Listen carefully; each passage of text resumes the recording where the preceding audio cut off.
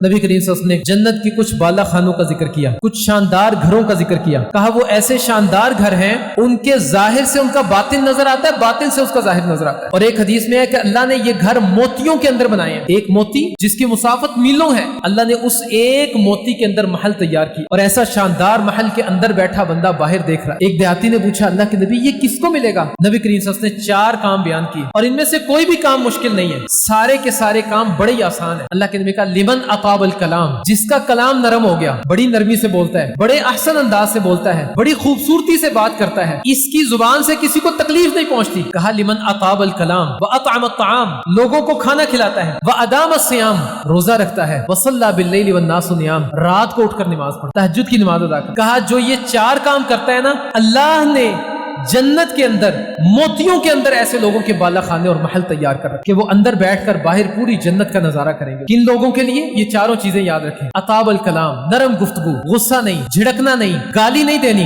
लिमन अताबल कलाम, नरम गुफ्तगू, एक दूसरे को खाना खिलाना। ये कुछ स्पेशल एहतमाम नहीं, आपके घर से दोपहर को आपके खाना आया, किसी एक शख्स को अपने साथ बिठा, घर में को बंदा आ गया उसको अपने साथ बिठा दें। कोई नहीं आया, घर में खाना बनाया, थोड़ा सा खाना हम साए के घर भेज दें। व अतअम अत्ताम, और इसके साथ वसल्ला बिल्लैलि वन्नासु नियाम, रोजा रखना और रात की नमाज को अदा। ये 4 काम नबी करीम सल्लल्लाहु अलैहि वसल्लम ने बयान किए।